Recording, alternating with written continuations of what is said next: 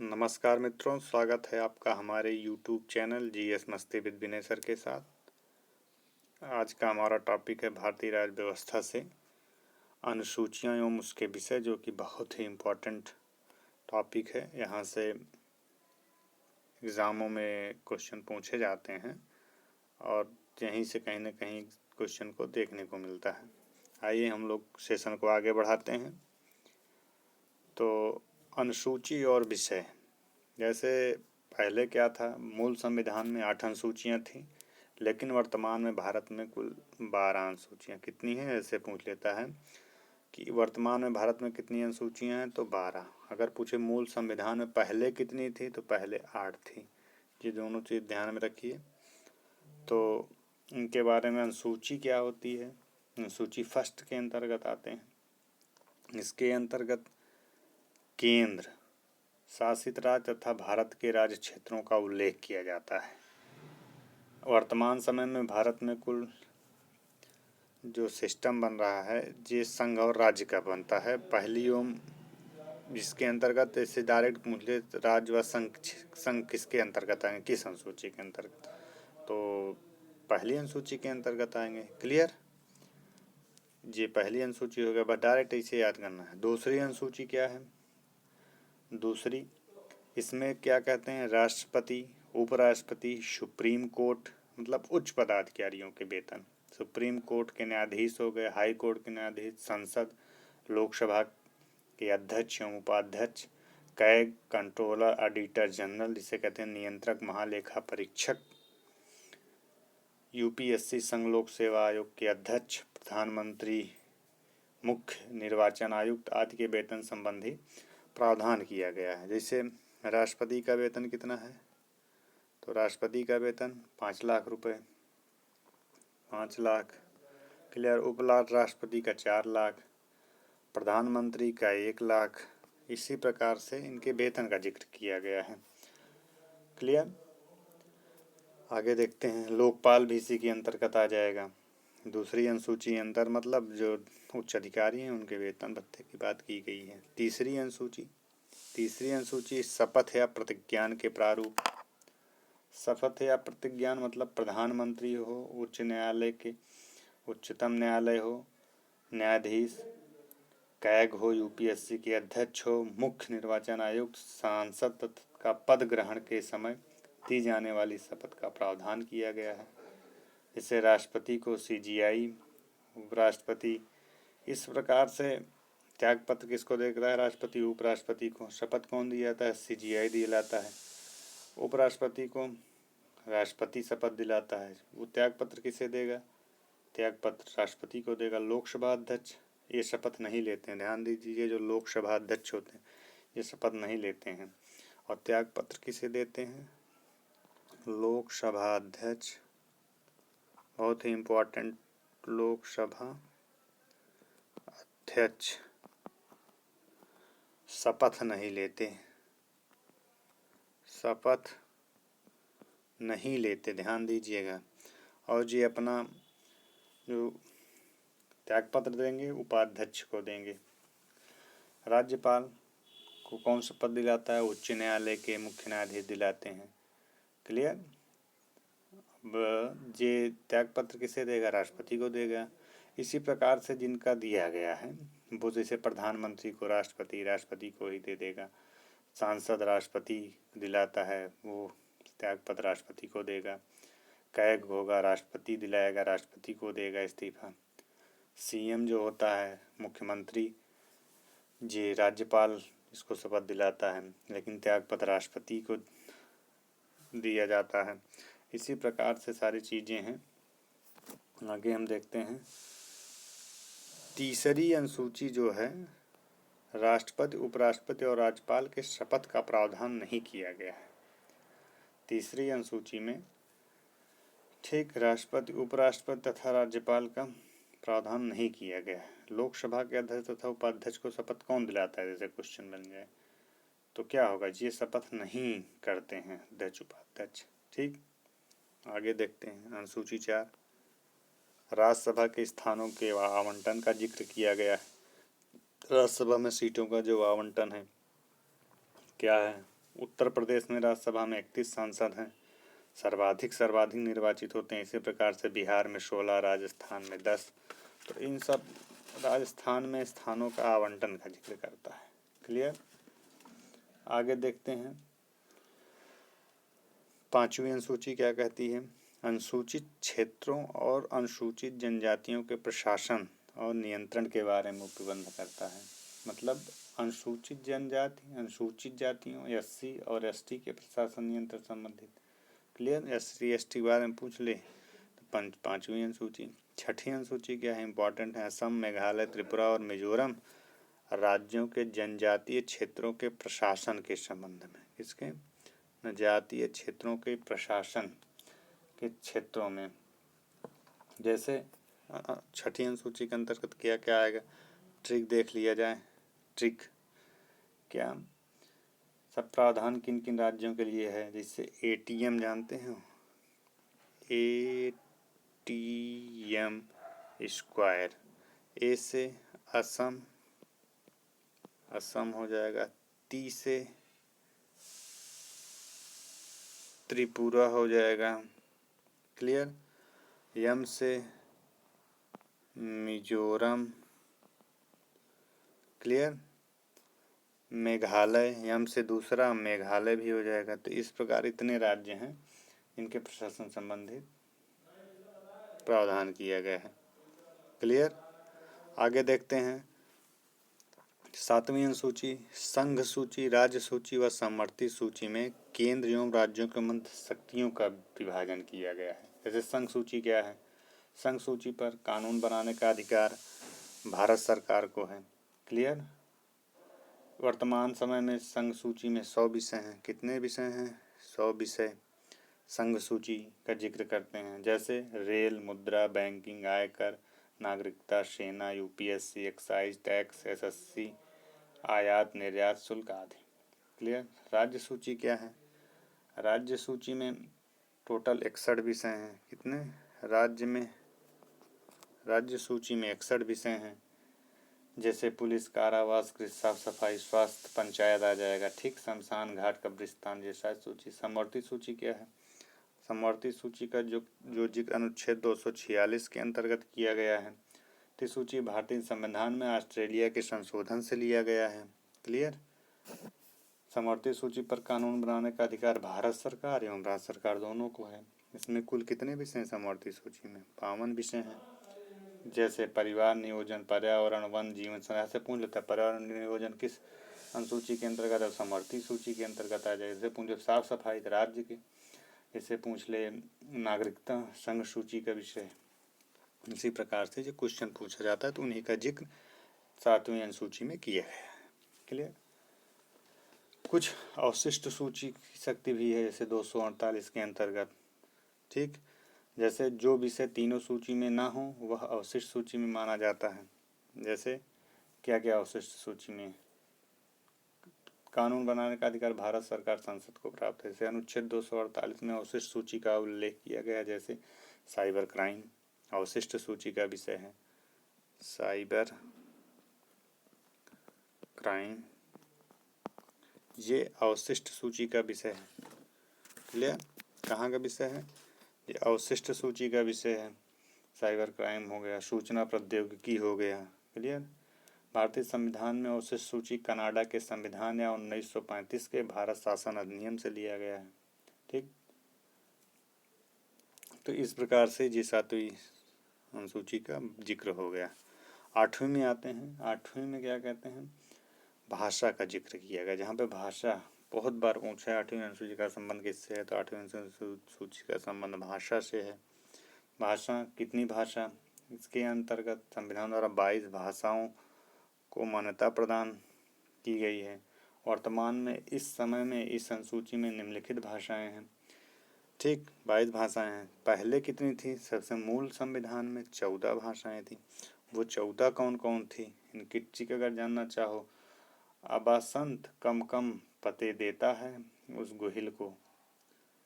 ठीक। जैसे असमिया, बांग्ला, संस्कृत, तमिल, कन्नड़, मलयालम, कश्मीर, मराठी, पंजाबी, तेलुगु, उर्दू, उड़िया, गुजराती, हिंदी। ठीक। ये पहले मूल 14 भाषाएं थी, ठीक। लेकिन अब वर्तमान में कितनी भाषाएं हैं? 22 भाषाएं हैं, जैसे हिंदी, संस्कृत, उर्दू, सिंधी, कश्मीरी, डोगरी, संथाली, मैथिली, बोडो, कन्नड़, कोंकणी, मराठी, पंजाबी, बंगला, तेलुगु, तमिल, मणिपुरी, असमिया, उड़िया, गुजराती, मलयालम, नेपाली, ठीक। जैसे कहा जाए 8वीं अनुसूची के आई नो 8 लैंग्वेज, 8वीं सूची में क्या है? आई नो 8 लैंग्वेज, मतलब लैंग्वेज माने भाषा, 8वीं माने 8वीं अनुसूची में भाषा का जिक्र किया। आई नो 8 लैंग्वेज, भाषा, ठीक। अगर ध्यान दिया जाए राजस्थान जैसे हो गया, अंग्रेजी, अवधी, भोजपुरी, हरियाणवी 8वीं अनुसूची में शामिल नहीं है। ऐसे बोले अंग्रेजी को 8वीं अनुसूची शामिल किया गया है कि नहीं? नहीं शामिल किया गया है। मॉरिशस जैसे देश है, वहाँ की राजा की भाषा क्या है? भोजपुरी है, ठीक। तो सर्वप्रथम अगर जिक्र किया जाए तो कितनी भाषाएं मूल संविधान में? 14 भाषाएं जो थी 8वीं अनुसूची में शामिल थी। लेकिन फिर 21वां संविधान संशोधन हुआ। क्या? 21वां संविधान संशोधन 1967 में सिंधी भाषा शामिल की गई। कौन सी? तब सिंधी को शामिल किया गया। 21वां संविधान संशोधन 1967 में सिंधी भाषा को शामिल किया। तो ये कितना हो गया? 14 + 1 15 हो गई। क्लियर? फिर 71वां संविधान संशोधन आया। क्या? 71वां संविधान संशोधन आया 1992 में। 71वां संविधान संशोधन 1992 में। इसमें नेपाली, कोंकणी, मणिपुरी, मतलब कौन कौन सी भाषाएं जोड़ी गई? नमक ट्रिक है। 71वें संविधान संशोधन में कौन कौन सी भाषा जोड़ी गई? ट्रिक। ना से नेपाली, मा से मणिपुरी, का से कोंकणी। क्लियर? नमक से ट्रिक ज्ञात कर लेंगे। नमक से नेपाली, मणिपुरी, कोंकणी ये जोड़ी गई। तो टोटल कितना हुई थी? 15 हुई थी। 15 + 3 टोटल 18 हो गई 71वें संविधान संशोधन तक। फिर 92वां संविधान संशोधन आया। कौन सा? 92वां संविधान संशोधन आया 2002 में आया, जिसमें बोडो। अब कौन कौन सी भाषा जोड़ी गई थी? एक ट्रिक याद करो। बोड मास, बुई से बोडो, डी से डोंगरी, नियम से मैथाली, यस से संथाली, ठीक। बोडमास याद कर लीजिए। मैथिली, डोंगरी, संथाली, तो 4 भाषाएं हो गई। क्लियर? 18 थी, 18 + 4 टोटल क्या हो गई? 22 हो गई। तो इस प्रकार से 8वीं अनुसूची में भाषाओं का जिक्र किया गया, ठीक। जैसे कुछ लिपि होती है, जैसे खरोष्ठी लिपि, खरोष्ठी कह देते हैं। खरोष्ठी लिपि किस तरह से किधर लिखी जाती है? दाएं से दाएं, मतलब खरोष्ठी, जो खरोष्ठी लिपि होती जाती है दाएं, मतलब राइट से लेफ्ट लिखी जाती है। ब्राह्मी, हमने बताया था, ब्राह्मी लिपि जो थी ये बाएं से दाएं, मतलब लेफ्ट से राइट। क्लियर? देवनागरी है, देवनागरी लिपि ये भी बाएं से लेफ्ट से राइट लिखी जाती है। तो इस प्रकार की भाषाएं हैं। जैसे रोमन भी बाएं से दाएं, फारसी लिपि केवल है जो दाएं से बाएं चलेगी, गुरुमुखी बाएं से दाएं। तो इस प्रकार की लिपियां हैं, ठीक। 8वीं अनुसूची में सबसे कम बोली जाने वाली भाषा संस्कृत है। सबसे कम जो बोली जाती है भाषा वो संस्कृत है। 8वीं अनुसूची के अंतर्गत जो भाषाएं रखी गई हैं। क्लियर? तो इस प्रकार से हमारा जो है 8वीं अनुसूची की भाषाओं का जिक्र कर दिया गया। अगर देखा जाए कि कभी कोई पूछता देवनागरी लिपि कौन कौन सी भाषाओं की है, तो एक ट्रिक जान लेते हैं। बहन कसम, BAHAN, बहन कसम, KASAM, बहन कसम। बी से भोजपुरी, यस से हिंदी, यन से नेपाली, का से कोंकणी, यस से संस्कृत, एम से मराठी।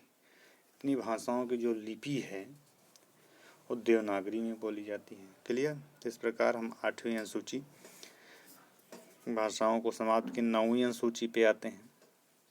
कुछ अधिनियमों और विनियमों का विधि मान्यकरण किया गया। इसके अंतर मतलब यह हुआ उन विषयों को शामिल किया गया जो वाद योग्य नहीं है, नॉन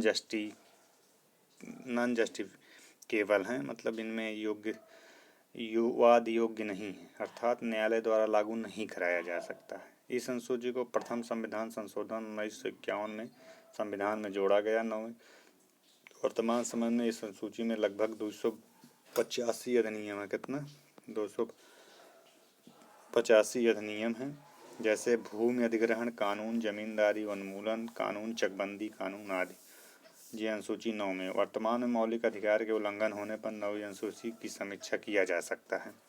इससे पूछे मौलिक अधिकार का अगर उल्लंघन हो रहा हो तो कौन सी अनुसूची? तो 9वीं अनुसूची की समीक्षा किया जा सकता है। क्लियर। 10वीं में आते हैं। दल परिवर्तन के आधार पर अयोग्यता, मतलब 52वें संविधान संशोधन अधिनियम। कौन से?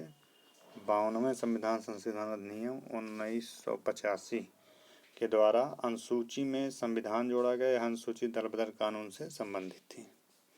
ठीक। जैसे पूछा संविधान संशोधन या दल बदल संशोधन किस अनुसूची से है? दल बदल 10 से दल बदल 10 से 10।